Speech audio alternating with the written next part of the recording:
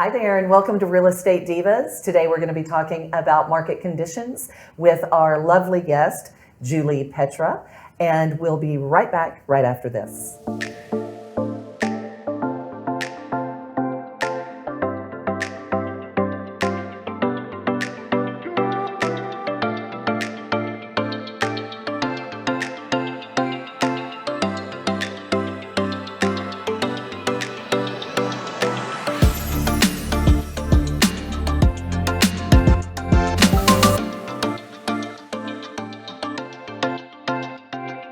Hey there, and welcome back. Today we are talking about market conditions, and we have a lovely guest, one of my favorites, Juli. Hi, welcome. How are you? Thank you. Thank you for having me here. Absolutely.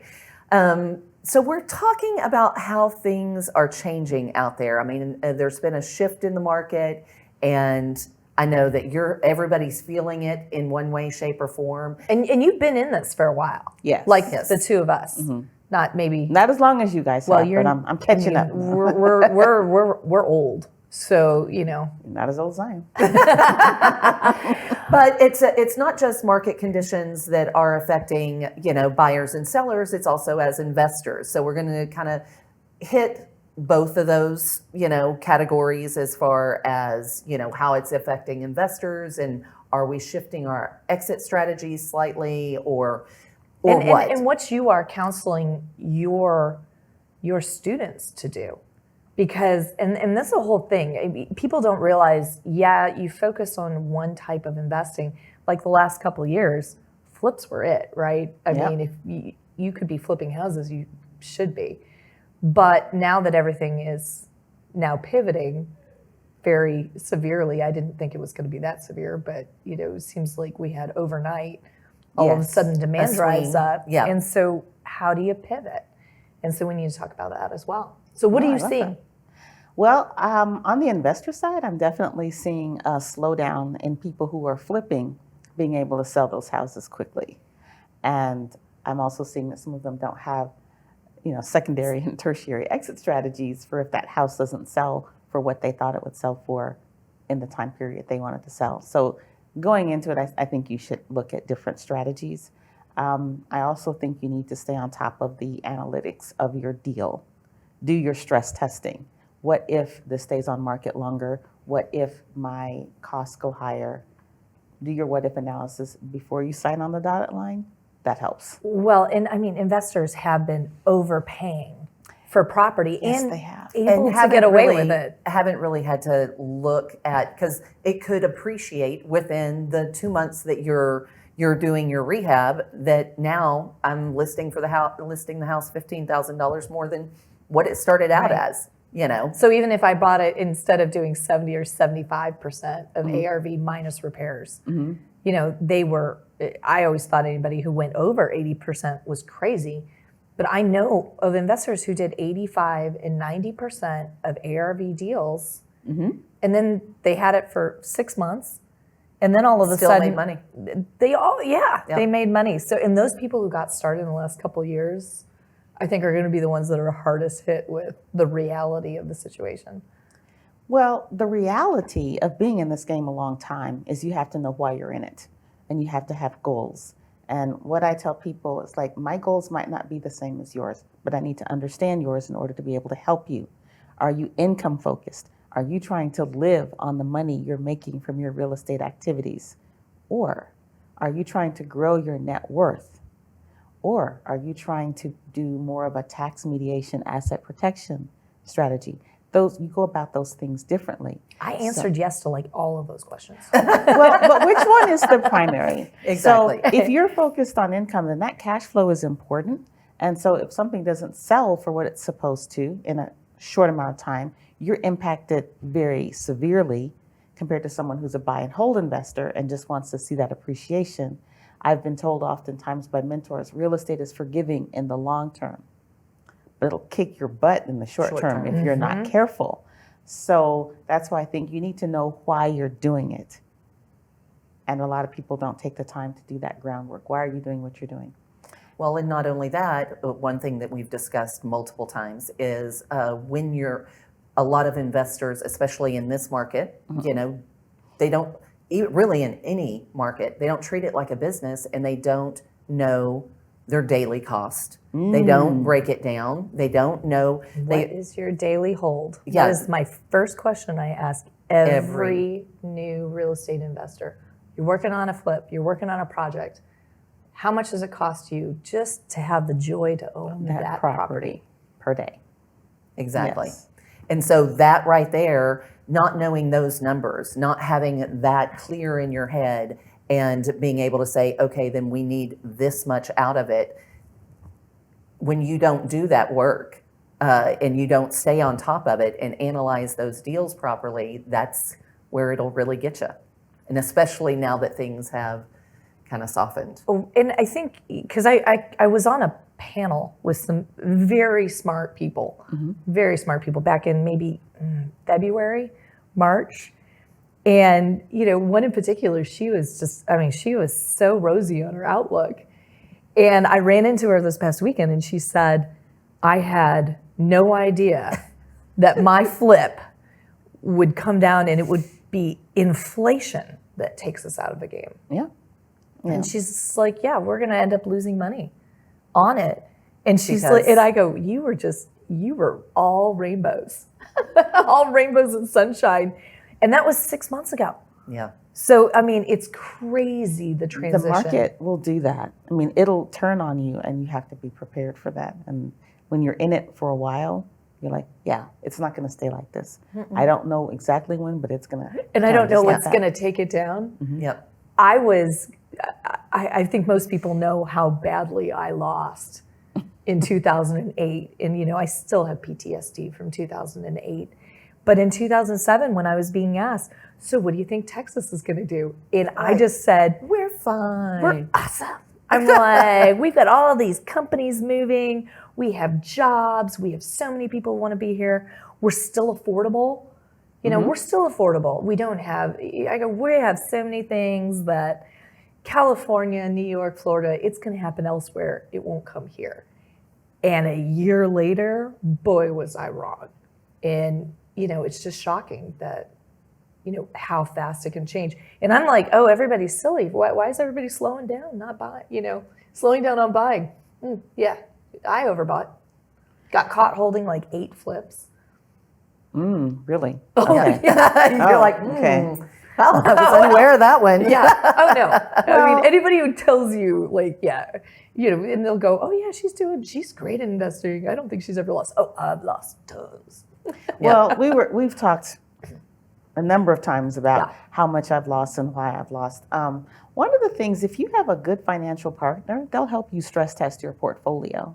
And so if you're looking to buy and hold, be mindful of how much leverage you have on your portfolio, because if for some reason something like COVID hits and people aren't paying as much as they were, then what are you going to do? You don't want to lose your entire portfolio because of cash flow management. And you need to be able to judge the performance of your projects, whatever transactions you're doing. So from an investor standpoint, your buying costs, your holding costs, your rehab costs, all of that are quickly shifting. Stay on top of it. So Absolutely. you're also a realtor. Yes, I am. And what are you seeing with days on market?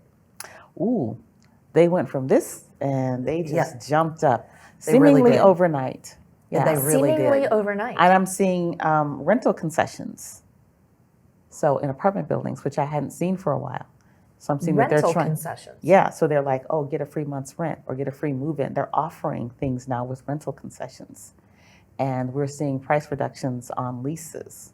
I had a property that I was listing, and the person who was the most attractive candidate wanted a lease concession. They wanted, and I was like, okay, I think that makes sense. Let me convince the client that that's a good idea. Wow. And- I've seen more. I definitely agree with you with the days on market. That's one of those, and it's just re-educating because sellers are slow to grasp this, and it's re-educating them of that wasn't the norm.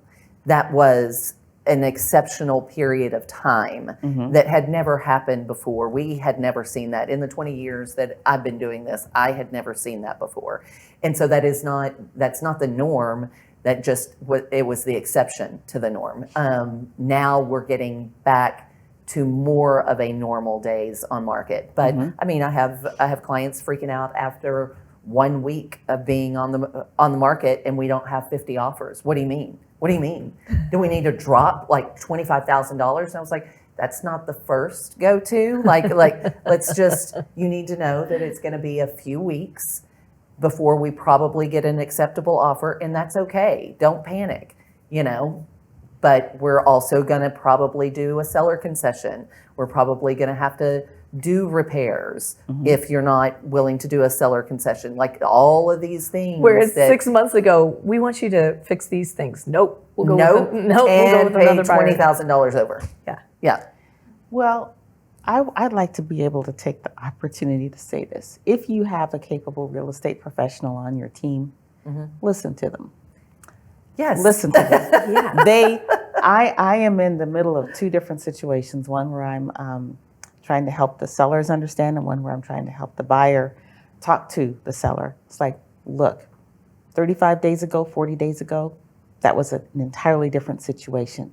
When you're putting something on the market, don't overprice. Not right now. Not Right now. Don't do Nope. that. Not unless you're fine with just holding on to it for a while. Exactly. Let's price it accordingly. Understand that you might get less, and especially if you're doing a flip, because each dollar that you reduce is your bottom line, and each day that you stay on is your bottom line. Choose your pricing carefully.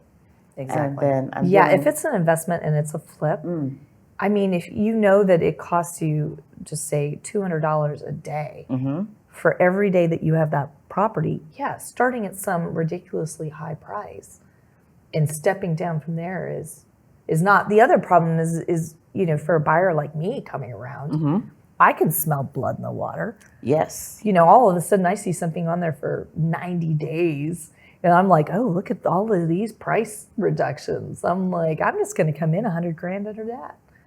Well, and that's the thing is, I feel like to a certain degree, like a couple of the listings that I put on, yes, it is, we are selling at it's staying on the market longer and we are reducing our price. But the moment that I put something on the market and an investor, second day, fifth day on the market, I get an email saying, will you take $75,000. I was like, we are not there yet, people. No. We are not there. We are 5 days on the market. We're not desperate yet. And the moment I say that, then I'm having a conversation with the seller going, we're not desperate yet. Like, it's only been 5 days. And where I am still struggling is for those who are not experienced in the real estate market or investing side. Hey, you know what? Please listen to what I'm saying. I know what I'm doing. Don't overprice. Don't get impatient. You're in this for the long haul. I hope you've examined your exit strategies, because this is all I can do. I give you a price recommendation. You don't take it, okay? I give you what I think your ARV should be based on a certain finish out, and you don't take it, okay? I can do my only best. do so much. I can only do so much. Yep. I am your advocate. I am not your. I'm not working against you. Yeah. And Jer'Leigh, you're not only in Texas. You have brokerages in Colorado as well. I have my license in Colorado. I have a couple of agents up there, but I don't. I don't have a full brokerage up there. Is it the same nationwide? Yes.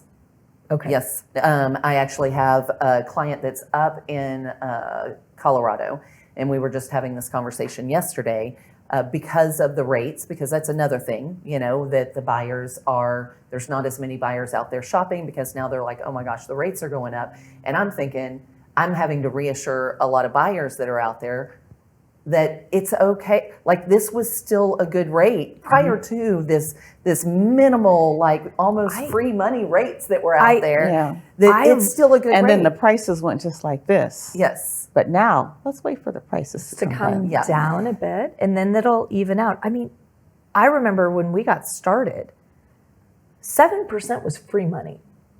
Yeah. In the mid 2000s was 6.25, and that was a great rate. Yeah. I was like, and now wow, people act I'm like it's the worst thing ever. I know. Yeah, they're like, I'm oh my like, gosh, they're going to be astronomical. I was like, we're not getting credit card rates here, people. Not you yet. know, I mean, not yet. it's interesting to me the panic that's out there, and that's really what I feel like has really driven like the sharpness of this turn, because I was expecting it to be a slightly softer, a I little was softer. too. Oh, I was hoping for drastic because as a buy and hold investor, the values of my properties have shot up faster than my ability to get rents Yes. to cover some of these increasing expenses. Yes. So I was like, when are the brakes coming on? Exactly. I was Oh, you mean with your Please. rising insurance and And property taxes. taxes? Taxes. All of a sudden, you're Yes. like, I can't raise my I rents. can't raise high. my rents that quickly Yeah. because I'm locked in. And So, now you're seeing leases get actual discounts. yes. So rents are going to start going down. Is Yes. what you're seeing. And then our values have gone up. So it's an interesting conundrum to be in. Good thing I wasn't at the total limit as far as my leverage. You Absolutely. have to decide.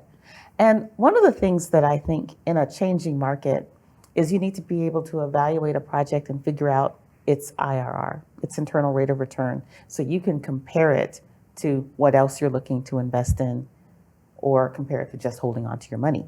I mean, you have to have some kind of way of comparing. And I don't think enough people know how to really do that calculation, not just like put in numbers into a calculator, but understand exactly what it is that's going on with that deal and how it rates to another deal and how it rates to doing nothing.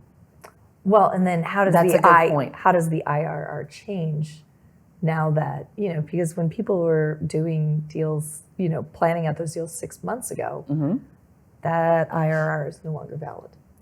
And that's why you have to constantly stay on that. Because let me back up. Years ago, before I even got married, I was an engineer. I worked in the power industry and I was a performance engineer. It was my job to model the performance of the power plant, where it was efficient, where it wasn't efficient. So I had these huge spreadsheets modeling power plant efficiency. I love spreadsheets. So when I do Now I know who to come to. Yeah. Nice. Yeah, and I do analysis of deals. I'm going into my spreadsheet. If I can't model it, I don't really want to go into it because I won't understand. Unless I'm going, I don't care if I lose this money or not. And I'm usually not that way. So I go in there and I'm doing my calculations and I want to be able to compare, well, if I do this, or if I do this, or if I do nothing. So I like being able to compare those scenarios. And years ago when I met you, one of the exit strategies that I didn't know about before was, hey, what if I owner finances? Does it fit the model? Not every house Fits can that be model. owner No, finance. right. But if you have one that does, that's another owner's exit strategy. How do I model that? Be able to model your deals. And if not, you better be intuitively analytical. And if you can't do that, please don't invest. Or hire. Or hire it out. Hire it out. Please don't invest. Yeah, It's not gambling. It's exactly. It's not It's gambling supposed when to you be know run- you're going to win. Yeah, Yes. it's supposed to be run like a business. That's what we're it's trying supposed to be yeah. run like a business. Not always, not everybody does, but it's supposed to be. And if you're staying on top of your performance parameters, whatever your key performance indicators are that are important to your goals, if you're looking at them all the time and something like this pivots and you have a way of incorporating it into your analysis, then you can look and see, oh my gosh, I might have to do a price reduction, a drastic one, in order to get out of this so I can get my money back and do something else with different criteria in mind. Exactly. Well, I mean, those are all good.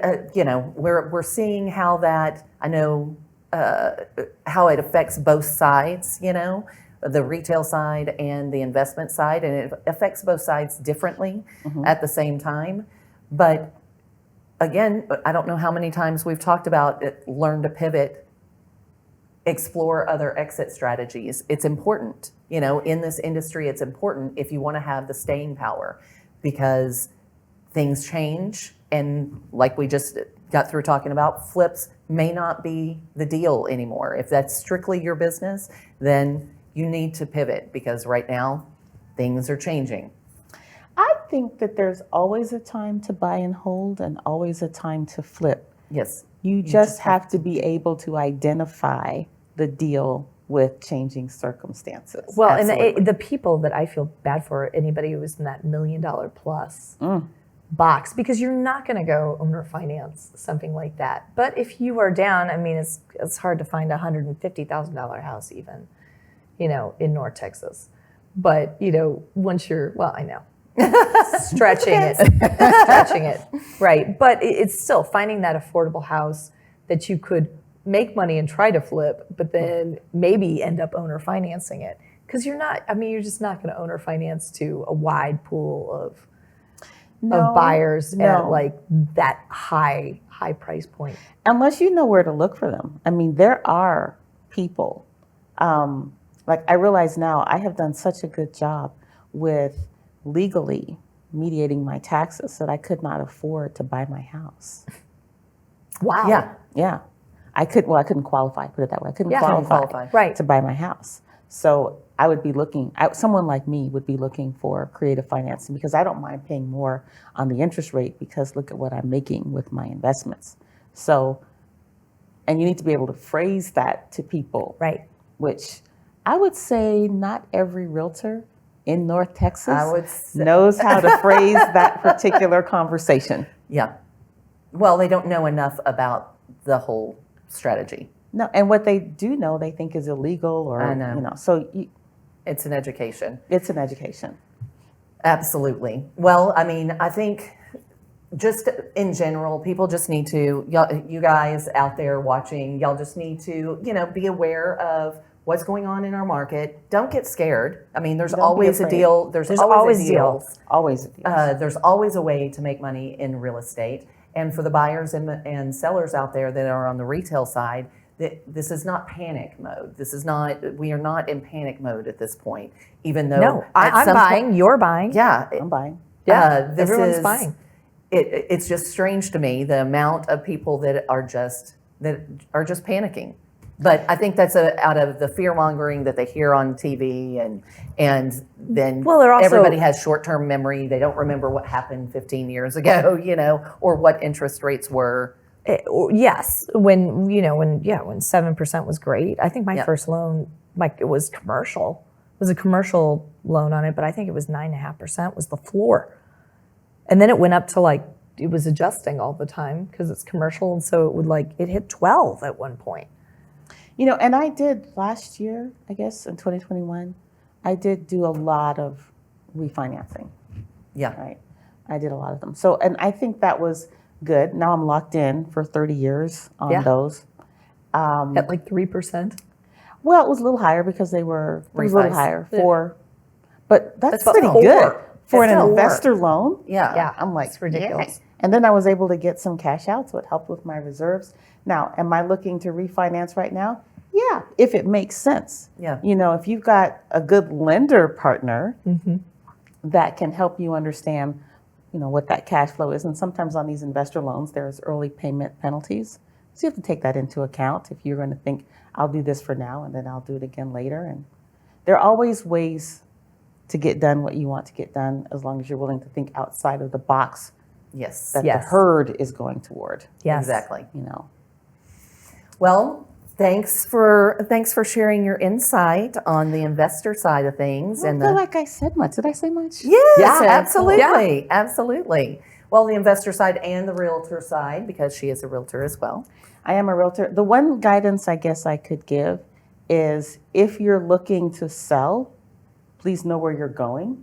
So you've worked out the full transfer and movement of money, not I'm going to sell my house and make this and then where do I go? And if you're looking to flip, make sure you're getting back to that 70, 65% deal because those 80, 85% Right. deals Right are now. not No. going to make you money. Yep, you're going to lose. You're going to lose. Yep. And then you're going to be like, oh, investing is awful. Yeah. No, it's not. You just did it incorrectly. It's gambling.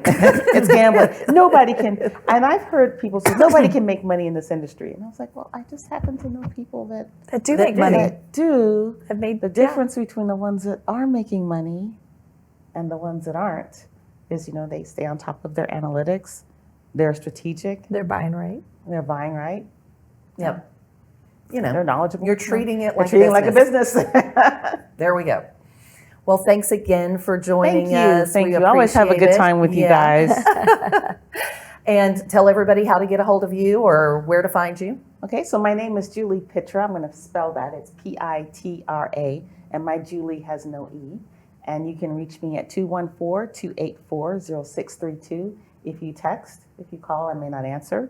And don't leave voicemail because it's full. And my realtor email address is julie@juliesellsdfw.com. Bravo. Thank you. And I am Kristin Gerst with Capricorn Mortgage Investments. I buy owner finance notes. You can get a hold of me. Just send me an email, info@capricornmortgage.com. Google me. I think my cell phone's all out over the internet. According to the number of spam calls I get. Yeah, I know, right? I'm like, eh. And I'm Jer'Leigh Thompson with Texel Real Estate. Be sure to like, follow, subscribe to our YouTube channel. We also have podcasts wherever you get your podcasts, and our Facebook page and Instagram and TikTok. So be sure to comment, let us know what you're interested in, and let us know if you have any questions. Thanks for joining us today. Bye.